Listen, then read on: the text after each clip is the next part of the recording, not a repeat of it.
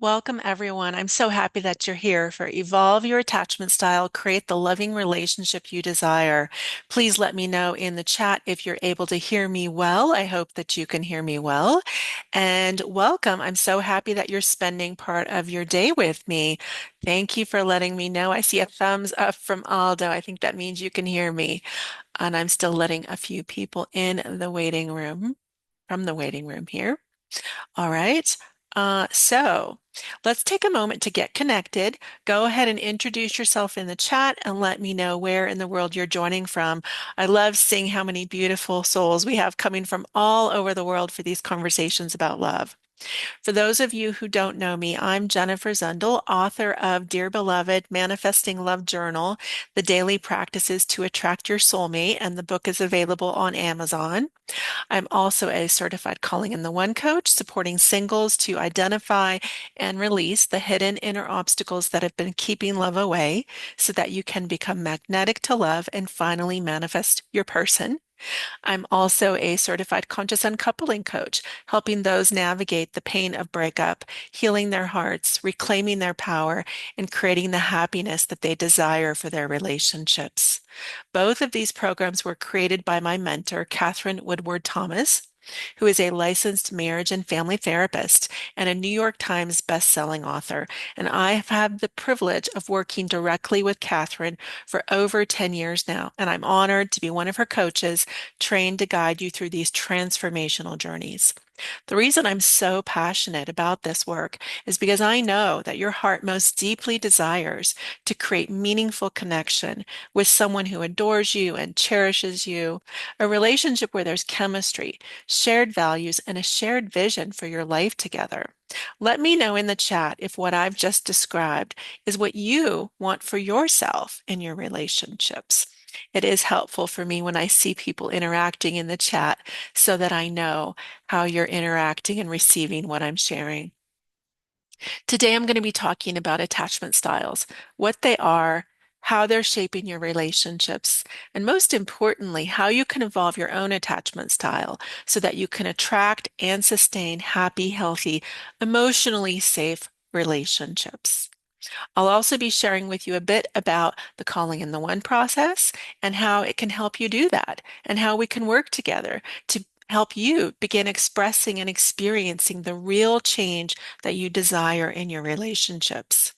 Through my coaching, I've helped many clients who feel anxious or unsure in love how to shift their inner patterns and begin attracting emotionally available partners.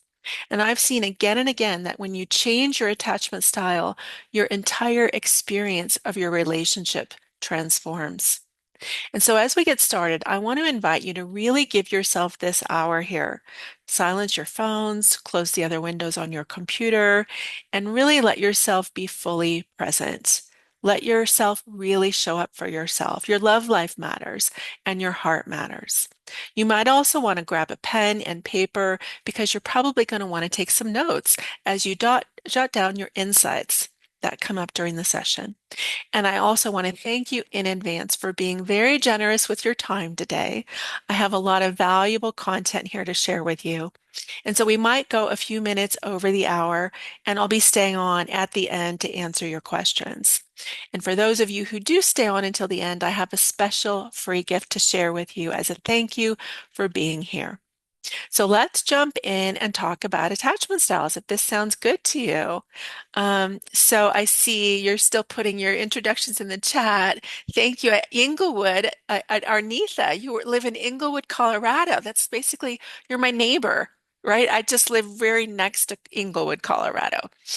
So let's jump in and talk about attachment styles. Your attachment style is simply your unique way of relating to other people in your relationships, how you connect, how you seek closeness, and how you respond when you feel disconnected or unsure in your relationships. Attachment theory was first developed by psychiatrist John Bowlby in the 1950s, and his research showed that our attachment style begins forming in our early childhood based on our relationship with our caregivers, how available they were for us, how they responded to our needs, and how safe we felt in that bond with them. Let me know in the chat if you have heard about attachment styles before, or is this brand new for you? Even though your attachment style was shaped early on, it continues to influence your adult relationships today, and it often mirrors the ways those early dynamics had for us, how they showed up for us in our early childhood. So, for example, if love sometimes felt unpredictable or inconsistent growing up, you may have learned to cling more tightly or to protect yourself more by pulling away in your adult relationships. So these patterns can quietly run in the background, shaping how you show up in dating and relationships now. And the good news is that your attachment style can change. You can evolve your attachment style.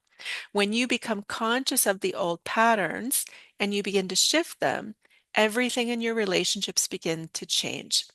And so that's really what we do in the Calling in the One coaching process, and also in the conscious uncoupling process. These two programs that I coach, there is some overlap in the material. So we help you gently transform the inner patterns that were formed long ago so that you can experience love in a completely new way. And there are four main attachment styles. And as we go through them, I invite you to notice which one feels most familiar to you. Before we can create the kind of love that we truly desire, we first need clarity about what's happening right now. And that's exactly what we're about to do next, is get some clarity about what's happening right now for you. And I see people putting in that some of you are familiar with attachment styles. You've heard of them. Some of you have heard about them but forgotten a lot. So thank you for being here and interacting and letting me know. All right, so let's get some clarity about what's going on for you, first of all, as we start to identify what are the different attachment styles. So let's start with the secure attachment style. A person with a secure attachment style can form close, loving, mutually trusting relationships. You're comfortable with both giving and receiving love. And although you can let people get close to you without fear of losing yourself, right? You're allowing yourself to get close without fear of losing yourself. You're not afraid of intimacy, and at the same time, you don't panic or shut down if your partner needs some space. You can depend on others without becoming overly dependent on them. And about 50% of adults fall into a secure attachment style, which means that the other half of adults tend to have an insecure attachment style. Now, if you've struggled to find a romantic partner or to maintain happy, healthy relationships, there's a good chance that your patterns fall somewhere within the insecure attachment group. And as I go through these next three, notice if one of them sounds a little bit more like you. So the insecure attachment style, these three are three different categories called anxious, avoidant, or fearful avoidant. And the last one, fearful avoidant, is also sometimes called disorganized attachment. So let's talk about anxious attachment. First of all, a person with an anxious attachment style often has a deep fear of abandonment, and they may feel insecure in their relationships. They might worry that their partner doesn't love them as much as they do, or that their partner could leave at any moment. They crave closeness, reassurance, often seeking validation and feeling uneasy when things feel uncertain. When their partner pulls away or needs space, they may become anxious or clingy because it triggers a fear of being left. And so this attachment pattern is often at the root of codependent behaviors, when someone becomes overly focused on keeping the other person close. And research shows that about 20% of adults have an anxious attachment style. Can anyone relate to this pattern here? And let me know in the chat. Next is the avoidant attachment, often also called love avoidance. This person also really deeply wants love, but deep down they're afraid of it. They're afraid because intimacy feels very risky or overwhelming. And so people with an avoidant attachment style tend to feel that they really value their independence and they really feel self-sufficient and self-reliant, And they also have a very hard time trusting others or allowing themselves to depend on anyone too much. They can appear emotionally distant or detached, keeping their partners at arm's length. And so, even though they long for a connection, as soon as things start to feel real or too close or intense, they instinctively pull away. And so, this creates a push pull dynamic. They want love, and yet they fear it at the same time. And about 25% of adults fall into this category. You might even recognize partners if you've ever dated someone who seemed to disappear just when things were going really well. Let me know in the chat if you can relate to any of this for yourself. And so then the final insecure attachment style is called fearful avoidant or disorganized attachment. This style really is a blend of the previous two insecure styles. People with this attachment pattern can often swing between anxious and avoidant behaviors, sometimes craving closeness and other times fearing it. They might reach for love when they feel that someone is slipping away. They might also pull back or shut down if something starts to feel too vulnerable with someone. So, this push pull dynamic can be very confusing, both for them and for their partners, because deep down they desperately want to be loved, but love can also feel dangerous or suffocating. They fear both being abandoned and being consumed by the relationship. So, can you see how exhausting this dynamic could be, both for the person experiencing this and for their partner? And so, I'm curious, which of these attachment styles do you most relate to right now? Or which one feels most familiar in your relationships? Go ahead and share in the chat. And as we do this, let's do a mini check-in here, right? Let's check in together. I'm going to describe 4 short statements, and I'd love for you to notice which one sounds most like you. When you hear the one that best fits you, just type in A, B, C, or D in the chat. Ready? So let's say that A is, if this describes you, put an A in the chat. I usually feel comfortable getting close to people. I can depend on others and let others depend on me. And I trust love and connection. If that's you, put an A in the chat. B, I often worry that people I care about might pull away or not love me back as much as I love them. I crave closeness and reassurance. If that's you, put a B in the chat. And next is C. I value my independence. I like closeness, but too much closeness can feel uncomfortable or overwhelming for me. If that's you, put a C in the chat. And next is D. I feel torn. Part of me longs for closeness, but another part pulls away when someone gets too close. So if that's you, put a D in the chat. Go ahead and drop your letter in the chat, A, B, C, or D, and let's see where everyone is at. All right, so we have several people who identify with the anxious attachment, which was the B. We have several people who identify with the avoidance, which is C. And we have one person who is both, right? And so no matter where you're in good company here on the call with everyone, okay? Thank you for sharing. This awareness is so powerful because once you recognize your pattern, you can begin to evolve it and experience love in a completely new way. But here's the important thing. We've just named these 4 attachment styles. And basically, what we've done is we've put a label on what's been happening. And that's valuable because awareness is the first step. But let's be honest, diagnosing the situation doesn't resolve it. It's like going to the doctor and getting a diagnosis for something. You might finally understand what's been going on, but that doesn't mean you're cured when you leave the office, right? Just knowing that someone has diabetes doesn't heal the diabetes. To actually shift it, we have to go deeper to the root of what's driving the pattern. And what's driving your attachment style lives at the somatic, energetic level of your being. It's not just something happening to you, it's actually happening through you. Even though it began in the past, it's not just because of your past. And today, as an adult, these dynamics continue to be created through your energetic field, through your belief system, and the ways that you're showing up in your relationships.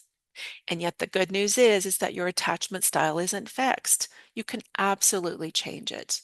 You don't need 20 years of therapy to do that, but you do need a process that can reach deeper layers of your consciousness, the level where those old beliefs and the energetic dynamic is still running the show, because that's where your attachment style is originating from.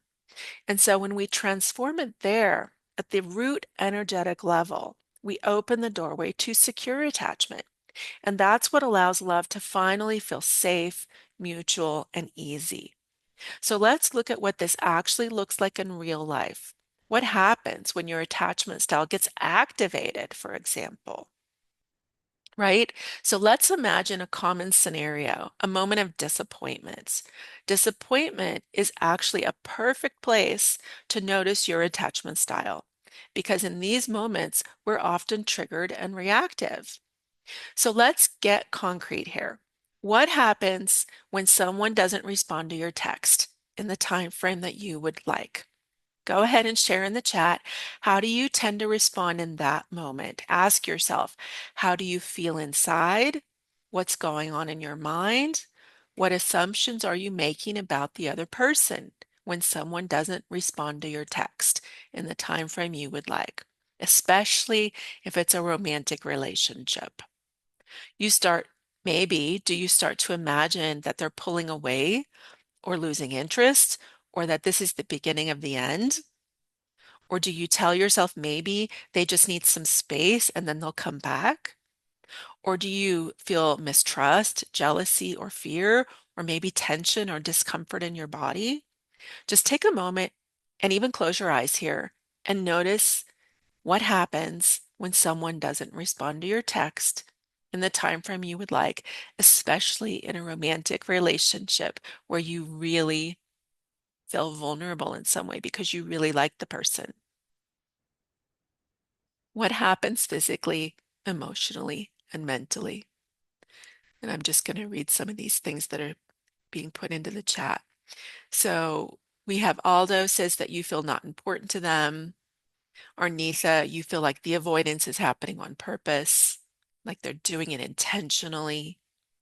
And we have, I think, Sarah here, you feel devalued and not important, ignored, dismissed, right? These are very normal responses that we have when we feel like someone is not showing up for us. And we have Mary, you feel tired, you lose sleep, you get anxious, wondering what's happening, right? These are normal responses. These reactions are exactly what we see in insecure attachment patterns, whether it's anxious attachment, avoidant attachment, or a combination of the fearful, avoidant, disorganized attachment. The goal here isn't to judge yourself, it's to see your pattern. Awareness is the first step to be able to transform it. So let's talk about what it looks like when someone changes their attachment style. So for example, when my client Diana was started working with me, she had a history of love avoidant dynamics. She would run from relationships. She was afraid of people getting too close. So she would often put up walls with men. She would feel like she couldn't trust anybody, even though she deeply wanted love. And she had a very good reason for this behavior. She had experiences in her childhood that created a deep lack of safety for her. And so Diana found herself easily starting arguments with her partner. She would not be available for connections with him or conversations. She would put up walls against him and shut him out. And so her partner that she was dating got fed up and finally broke up with her and moved out.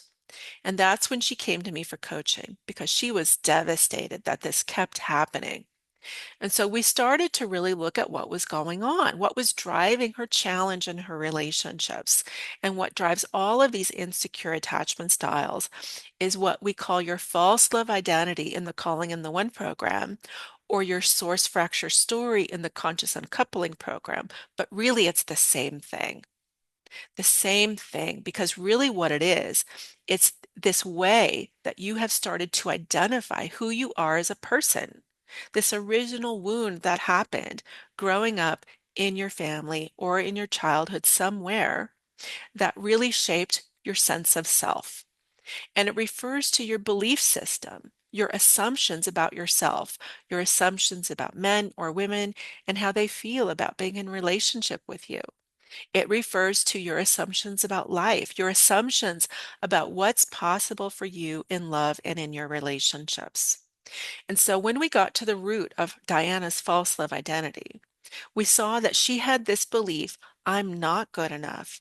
Men are always going to leave me, and love isn't safe for me.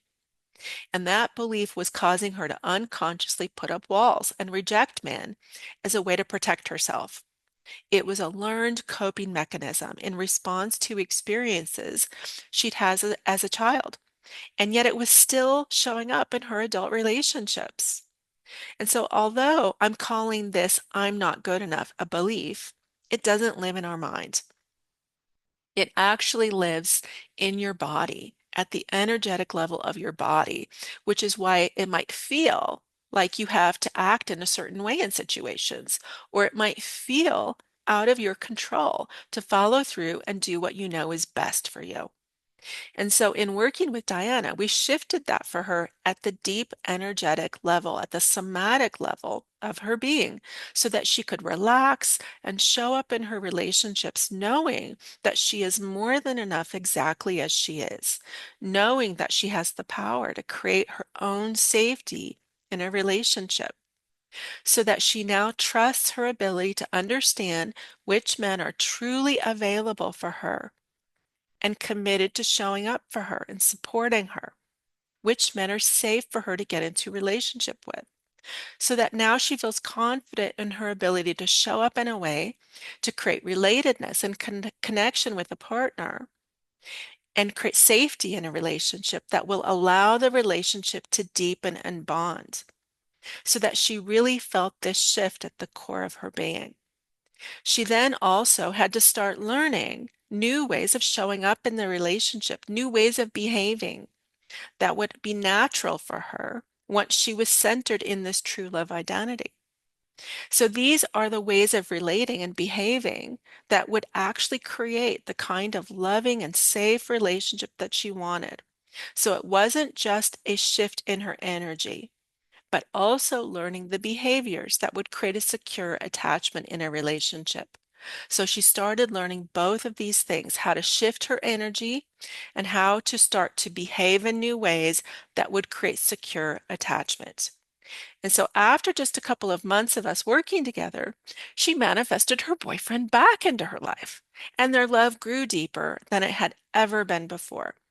And so after just a couple of months of us working together, she was in this new relationship with her same boyfriend as before, but it felt like a totally different relationship to her.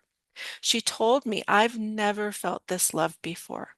I never felt this safe in a relationship, and I never knew that I could feel this way with my partner. She felt liberated and free and relaxed and safe. And so then a few months later, her boyfriend proposed to her and they went to Hawaii to get married. And so this is how she can change this love avoidant attachment style. So let's talk about an anxious attachment example. So Kate was engaged to a great man, but then she met Jack, who she became so enamored with that she broke off her engagement to the first man. And she moved across the country to be with Jack, and she really wanted a family. So she was waiting for him to step up and commit to her so that they could create this family together. But he kept saying that he wasn't ready. Until finally, at one point, Kate went to the doctor, and the doctor told her, I'm sorry, but you waited too long. You missed your chance to have children, and it's too late for you. And Kate was devastated to hear this news. So she went home to Jack thinking he would be supportive. But what happened is a few months later, Jack broke up with her because he decided he was finally ready to have children. And so you can imagine how furious Kate was, especially since she'd moved across the country. She'd spent 5 years of her life waiting for him to step up, and she'd even lost her chance to have children because she'd been waiting for him. Now, here's the thing. Even if it's 97% the other person's fault, what's been happening in your relationships, we can't look at that because that's not where your power is to change your future. Instead, we actually want to look at what your part is in this dynamic. And so once Kate started doing that, she saw she had a false belief, I'm never the chosen one. And then she saw through our work together all the ways that that false belief was causing these codependent behaviors that were part of her anxious attachment style. She was overgiving, she was overinvesting, she was clingy and needy. She was organizing everything around him. She was self-sacrificing everything for him. She wasn't giving him space. She was suffocating him. This was her anxious attachment style that was running the show for everything here. And so her false identity of I'm never the chosen one was causing her to turn herself into a pretzel in order to be chosen. Now, just as, she showed up in these ways, really desiring love, that was her reason for doing all these things.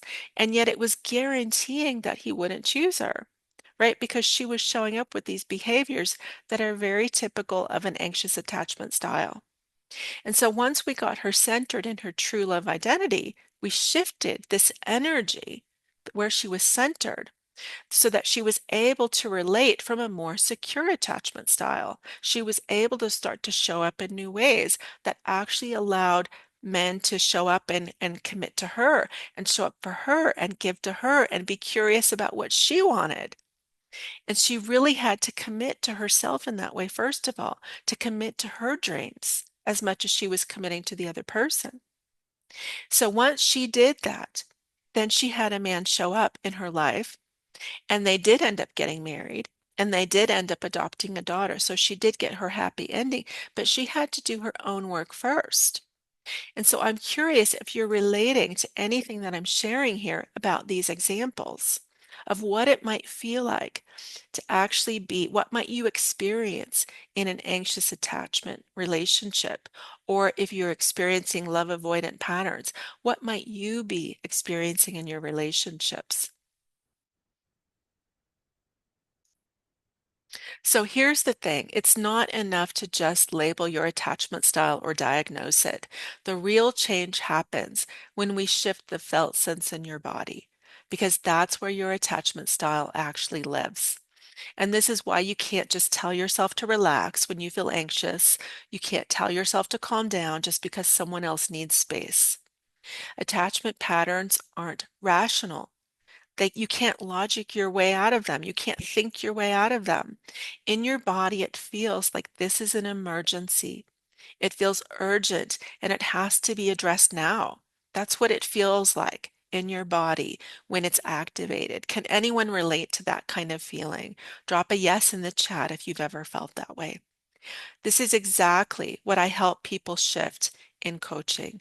When we work together to transform this false love identity that drives your attachment patterns, when that shifts, you naturally relate from a secure attachment style, and love becomes safe, mutual, and fulfilling.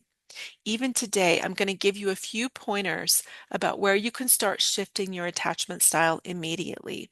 And if you already know that you want to go deeper than we can do in this 1 hour together, that I'm going to put my link to my calendar into the chat where you can go and schedule a love consultation with me to explore what it would look like to work with me in private coaching and how we can take this transformation all the way.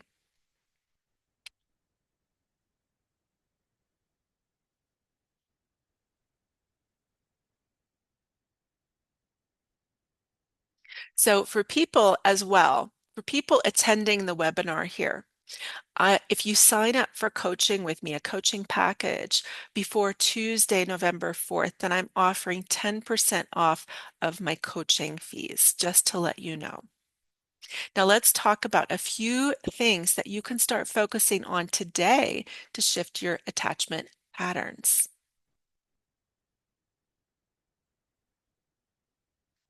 The first thing to understand is that insecure attachment styles are really about struggles with dependency needs.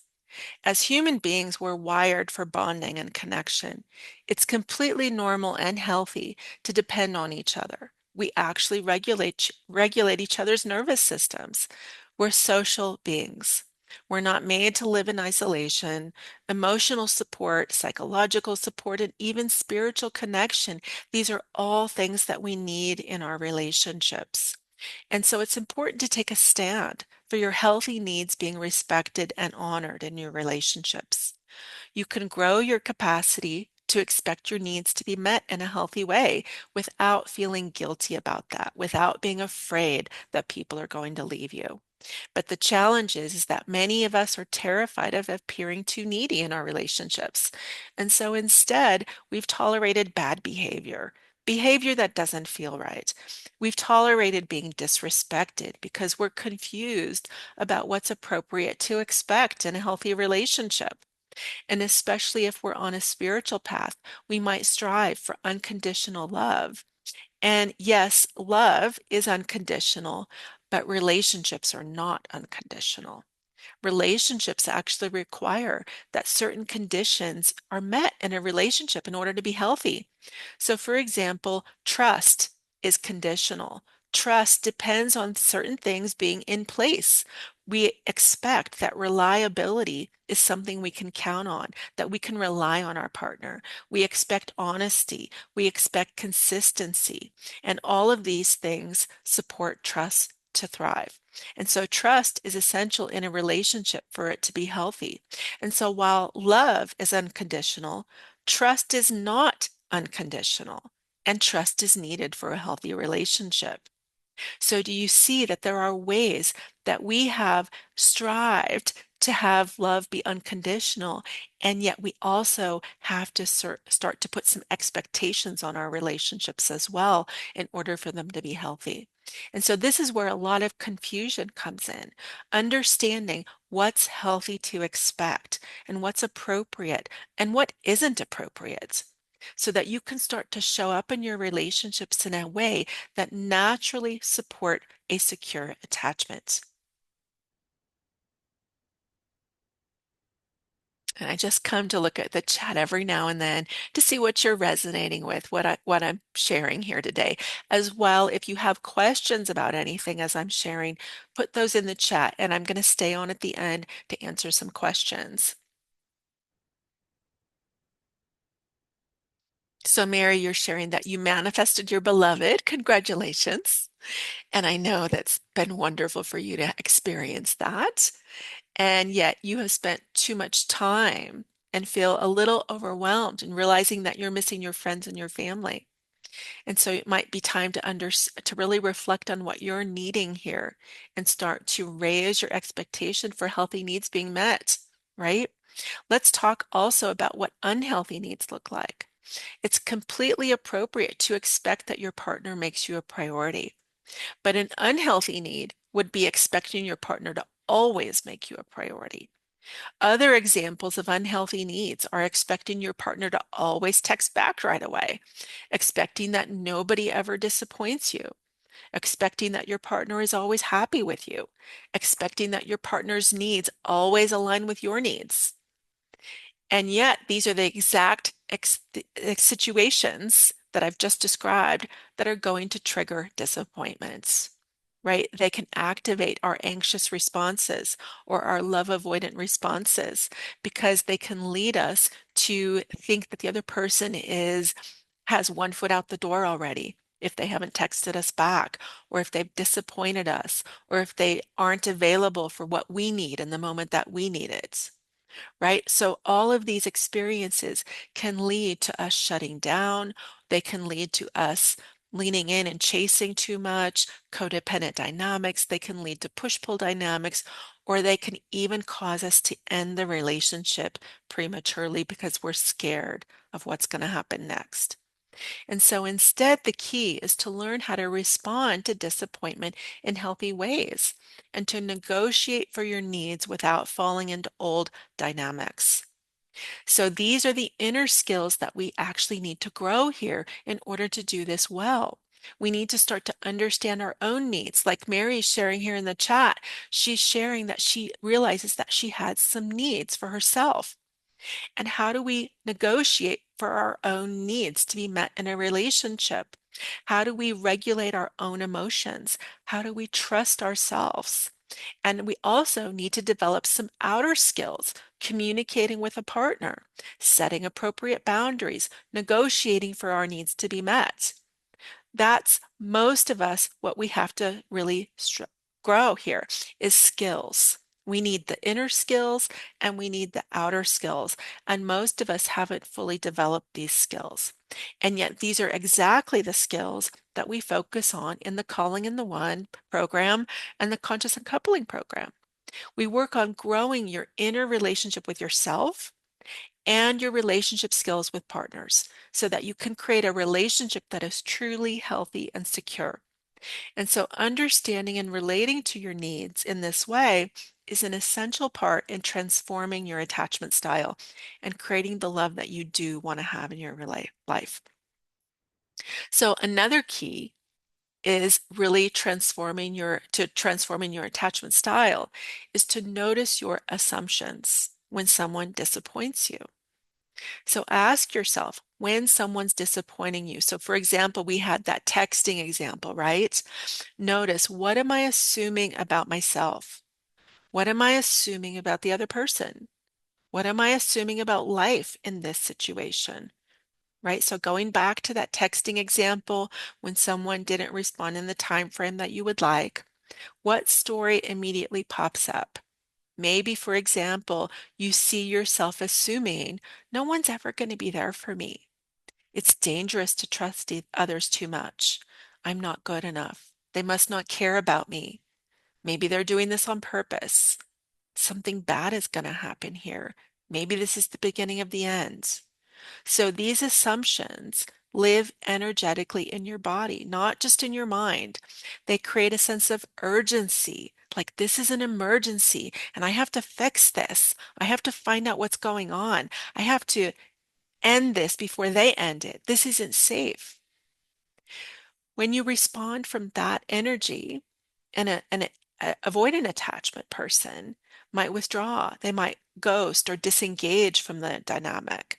An anxious attachment person might chase, call the other person repeatedly, seek validation. Either way, your reaction to what's happening creates the dynamic, creates more of the dynamic that you've been trying to avoid, right? Because the other person, when you respond with this typical insecure attachment dynamic, the other person experiences your response as too much or confusing to them. And so then the cycle repeats. But here's the important thing that you need to take away from, if you take away nothing else today, here's an important thing to take away. You cannot change your attachment style at the behavioral level alone. Simply trying to act differently and behave differently, for example, go and have a conversation and get clarity on what's happening, is not going to change the situation. And the reason for that is because your attachment style is being created at the energetic level. And if that hasn't shifted, you could go and you could have that conversation with that person, but your tone of voice is going to still come out in a certain type of way that's still going to influence what happens. Right. And so we can't just change this at a behavioral level. Your false love identity, the beliefs, the assumptions, the stories that you're carrying around about yourself, your stories that you have about yourself, about how love goes for you, that's what's driving the attachment style. And until that energy is transformed, any new behaviors are still going to carry the old patterns. And so, yes, there are new skills to learn and new behaviors to learn, but that's the last step. The first step is becoming aware of what's happening inside of you and shifting it at the energetic level, the somatic level of your being. And so, really, we're talking here about combining an energetic, somatic shift at the level of your being, your sense of self, who you feel you are as a person, what's possible for you, and how partners feel about you. Shifting that sense of yourself with behavioral shifts. So these two things are combined, which makes it really a combination of like a spiritual transformation and a practical transformation. And this is what I love about the work that I coach. It's not just a woo-woo concept, right? We actually put it into concrete transformation. So here's a simple takeaway about how you can start to do this today. When someone disappoints you, pause for a moment and notice what assumptions are showing up in your mind. What story are you telling yourself about yourself? A story about the other person, a story about life and how life supports you to have love or doesn't support you to have love. Notice what assumptions are coming up when you're disappointed. And then take a moment and check in with your body and notice what it feels like physically when disappointment hits. Is there tension, tightness, a sense of urgency, or that fight, flight, or freeze response? Right? Notice what's happening in you. You don't need to fix it or change it at this point. Just be aware because awareness is the first step in transforming the attachment style. And everything that I've shared here today is exactly what I support people with in my coaching. In coaching, you get a proven process for intercepting your attachment triggers before they take over so that you're no longer reacting in this fight, flight, or freeze moments where you can't think straight. Because in that moment where you're activated and you're triggered, it's impossible to think straight. So, we're also going to uncover how your attachment style has been driving the patterns in your relationships, why you've been attracting the partners who activate the same old dynamics, and how to unravel those patterns so you don't get caught up in them again. We're going to see what this false love identity, the we're going to identify what it is. First of all, we're going to see what are the hidden beliefs and assumptions that you've been inside of that have been sabotaging your love life, and we're going to shift them so that you're really centered in your true authentic value, what I call your true love identity. At the deepest energetic level of your body, you're centered there. So you truly feel worthy of an amazing love. And then we're also going to learn how to respond to disappointments, challenges, ups and downs in dating and relationships so that you stay on track instead of getting thrown off course whenever there's a setback or a disappointment, which, let's face it, happens in dating, right? And so we have to learn how to respond to those things so that you truly stay connected to your authentic value and you stay on the path to manifesting your person. And here's something you need to know. Even in a soulmate relationship, there will be conflicts and disappointments and times where your partner needs things that conflict with your needs. And so we have to learn how to have the skills to navigate those challenges in a way that will strengthen the bond and strengthen the love instead of sabotaging it. So, through this program, you're going to craft a really clear vision of the love that you want to create and how you can start to show up magnetic to that love. How can you co create with life that love and call it in so that you become irresistible to the right type of partner, the perfect partner for you? And so, if this conversation has opened up something in you today, if you're ready to take this further and fully transform your relationships, then I want to invite you to book a love consultation with me. And this is a conversation to see if working together is a good fit, if coaching with me is a good fit for you. And we'll discuss how my coaching can support you to attract and sustain the kind of love that you really desire and deserve to have. And so remember as well, for webinar attendees here today, I'm offering 10% off of my coaching packages for those people who commit to a coaching package with me before Tuesday, November 4th. And so I will put my link to my calendar again into the chat where you can go and schedule a consultation with me. And as well, I do want to open it up for some questions here. So go ahead and put questions in the chat, and I'll stay on to answer any questions I can. And as well, I also promised a free gift for those of you who stayed on until the end of the call. So you're going to be added to my email list if you're not yet on my email list. And so in the first email from me, you're going to receive a free Manifest Your Soulmate meditation. And I've received incredible feedback on this meditation. So do keep an eye out for that email. And let me see if there are some questions that have come in that I'm able to answer.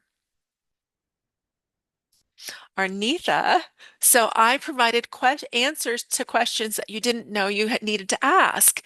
Thank you so much for letting me know that. I'm very happy when that happens. That happens so much, right? Like there was this thing you just weren't able to figure out, right? And yet you knew that somehow there was an answer that you needed. I'm glad that you were able to have that experience here.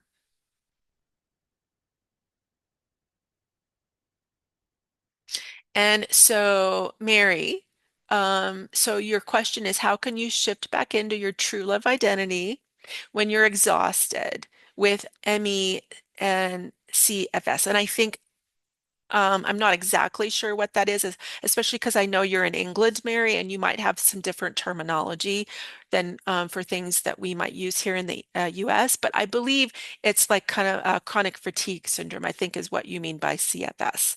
So you easily get exhausted due to some health challenges, and you then find yourself in your false love identity and you want to know how to get into your true love. Yes, Mary, chronic fatigue syndrome.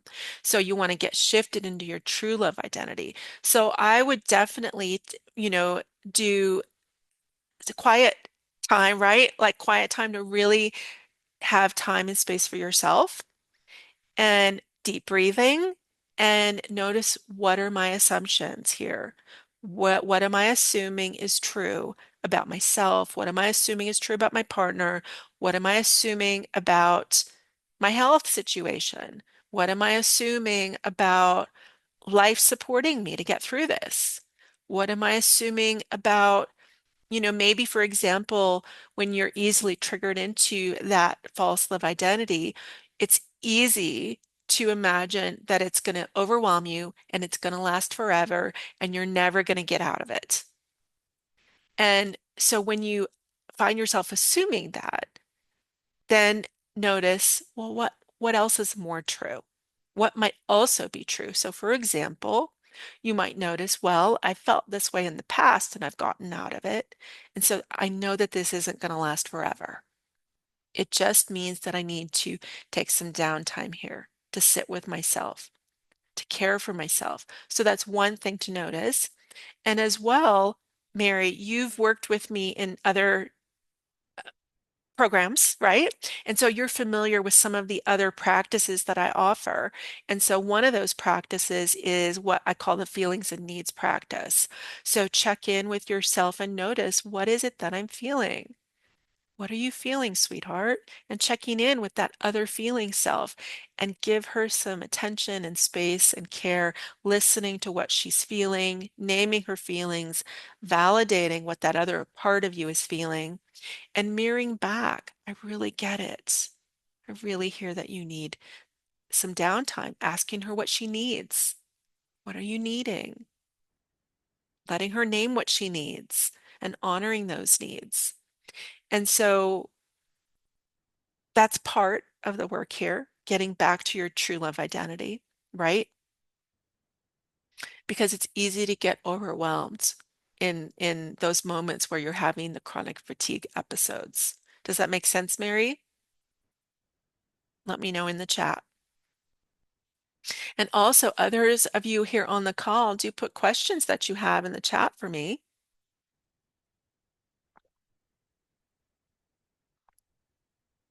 So I'm curious, Arnitha, so you said that I provided answers that you couldn't articulate. So let me know what was your takeaway?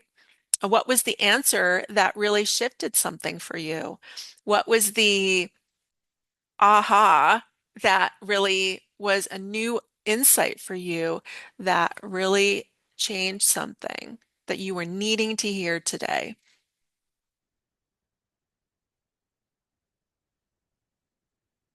I see several of you here on the call.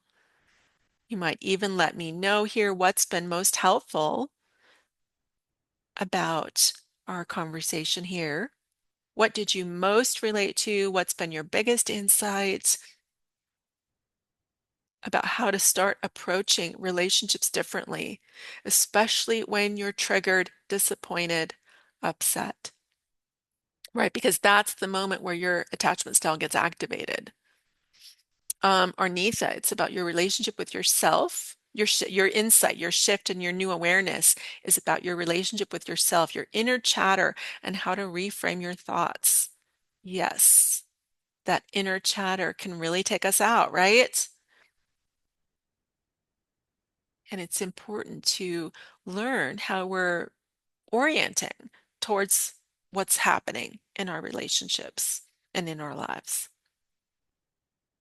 And also, something that I didn't say earlier is that your attachment style can sometimes change depending on who you're with. And so, for example, if you tend to be a secure person, but you get involved with someone who is a love avoidant, you might find yourself being more anxious with that person. Or maybe you are the disorganized person where sometimes you're anxious, sometimes you're avoidant, and you might respond to someone. If you're with an anxious person who's always wanting more from you, you might find yourself being more love avoidant. Whereas if you're with someone who's love avoidant, you might find yourself being more anxious. So we tend to play off the other person as well. And at the same time, if you find yourself with someone who is secure, you might find yourself naturally leaning towards being more secure. And yet, while that's wonderful that you could tell yourself, well, I'm just going to go find someone who's secure then. Well, remember, 50% of adults are insecure. And so we can't just count on the other person to be the healthy one. We need to actually bring health to the relationship ourselves, right? We need to do our own work first of all, so that we can be responsible for adding to the health of the relationship. And I think that's what Arnitha here is commenting on right here in the chat, right? To not blame the other person, but to be responsible ourselves. Yes, absolutely. We want to be responsible ourselves for what's going on in the dynamics in our relationships and not giving away our power to the other person, thinking that it's their responsibility. I just need to find the right person, or I just need to find someone who's done their work, or I just need to find someone who is able to have a healthy relationship. That's a soulmate myth. We'll just name a soulmate myth here. A soulmate myth that if I just find the right person, it will work out. Remember, even with your soulmate, even with the right person, there will be challenges, disagreements, disappointments, times where they need things that don't align with what you need, and you need different things. And so we have to learn how to navigate those times so that the relationship can go well. Because I I can tell you it is very disappointing and devastating when we lose something good, when we sabotage a good relationship because we didn't have the right skills, because we didn't have the right inner skills, right? Self-awareness and the ability to self-reflect and the ability to know where am I centered in any given moment, and then how to respond to the other person, how to the relationship skills about how to communicate and how to navigate the challenges, how to negotiate our boundaries, how to speak what is most alive for us in a way that the other person can hear it and receive it and actually come closer to create a deeper bond. These are skills we need to grow in order for love to go well. And so there's a lot of work that we want to do here so that relationships can go well. Now, I want to leave you with this. There's a difference between new insights and real change. Insights alone don't create change. You could have new insights and new awareness 24 hours a day, 7 days a week, but if you don't take action and apply it in your life, nothing changes. Think about it like exercising or eating healthy. Knowing what you need to do doesn't change your body, right? Knowing you need to eat healthy or go to the gym doesn't change your body. You actually have to show up. You actually have to go to the gym. You actually have to eat the healthy food in order for it to have the effect on your body that you want to create more health. And so you actually have to show up and take action and do the practices to get the results that you want. And it's the same for your love life too. You now know that your attachment style is running your love life and the things that you could do differently. But knowing what to do differently isn't going to create the relationship that you truly want. You actually need the support and the right practices and to actually implement them and apply them in your relationships in order to create the relationship that you want. So this is where coaching comes in, so that you can take actionable steps. You can be held accountable to actually really look at what's going on and what do I need to do differently. Remember, we talked about this combination of the energetic shift, even especially in moments when you're disappointed, which is hard to intercept when we're disappointed. We need that energetic shift as well with the behavioral shifts. And so we have to align these things together to create the shift that you're wanting. And that's what we do in coaching so that you can take the steps that will actually make a difference and transform your attachment style and create the love that you desire and deserve to have. So if you're ready to go deeper, and take this step and make real change in your relationships, then I invite you to schedule a love consultation with me. And let's talk about how coaching can help you fully transform your love life. One more time, I will just put my link into the chat where you can go and schedule a consultation on my calendar. And I look forward to having you in my community and connecting with you further. That's all I have to share with you for today. I don't see any other questions in the chat, and it's been an honor to share this time with you today. All right. Thank you, and I will see you very soon. Bye for now.